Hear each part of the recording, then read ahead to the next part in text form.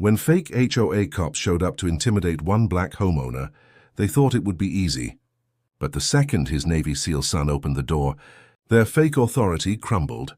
This is the unbelievable story of how a family turned fear into strength, and why these bullies picked the wrong house. Every neighborhood has its rules. Some are fair, meant to keep order. Others are written to control. For years, one suburban community had been run by a homeowners association with a reputation for intimidation. Behind closed doors, they called themselves enforcers, but residents had another name for them. Bullies, visuals, peaceful suburban street, kids playing, then cut to shadowy figures with clipboards. Narrator: among the residents was James Carter, a hard-working father who had lived in the neighborhood for over a decade.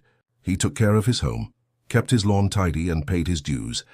But for some reason, James became a target. First came the letters, then the fines, and finally, the threats. Visuals, stack of envelopes piling up, final notice stamped, James looking stressed. Narrator: somber. It wasn't just about money, it was about power. And one day that power showed up right at James's front door. It was a Tuesday afternoon when James heard the knock, loud, demanding, the kind of knock that makes your stomach drop. On the porch stood three men.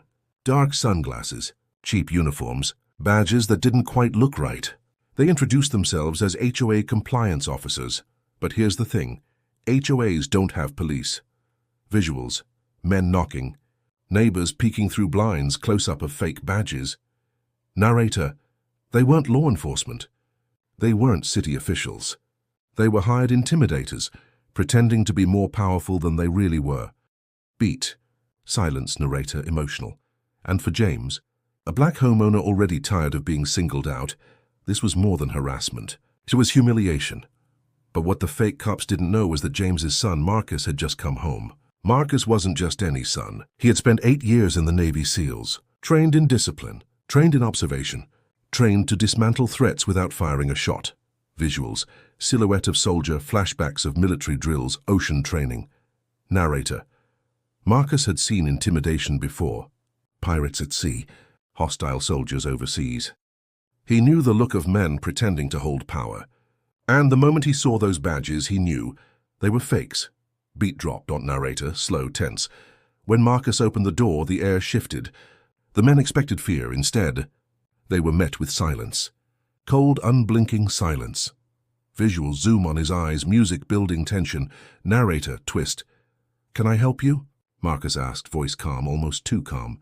The fake officers demanded his father pay thousands in fines.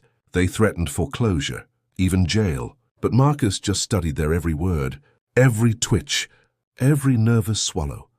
One of the men leaned forward, jabbing a finger at Marcus's chest. That was the wrong move. In a single motion, Marcus stepped closer, not aggressive, not violent, but with the kind of presence that makes weaker men fold. Visuals, slow motion close-up. Dramatic shadows. Narrator, low, intense. Show me your jurisdiction, Marcus said, or I'll show you mine. Beat, silence, music cuts. Narrator, the porch went still. The men weren't prepared for that kind of response. Their words stumbled. Their confidence cracked. They tried to stand tall, but neighbors were now watching. Windows cracked open, eyes peering out, and suddenly the enforcers weren't in control anymore. Visuals, neighbors peeking, whispers spreading, fake cops sweating. Narrator, emotional. Marcus knew exactly what he was doing. He wasn't just defending his father. He was exposing the lie. These weren't officers. They were imposters. And everyone could see it now. Step by step, the men backed away. Their words grew softer, their excuses clumsier. And finally, without another threat, they turned and left. The same way bullies always do when someone stronger stands tall.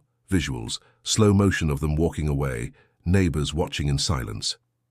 Narrator: for James, it wasn't just relief. It was vindication. Years of being targeted, fined, and harassed had led to this moment, and his son had ended it without throwing a single punch. That day, the neighborhood learned something powerful. Fear only works when it's shared. Intimidation only works when people believe it. But when one man stood against the lies, the whole illusion crumbled. Visuals, father and son on porch, neighbors stepping outside, sun setting. Narrator, final twist. And those fake cops? They never came back. Not to James's house. Not to anyone else's, because bullies hate exposure. And this time they picked the wrong door.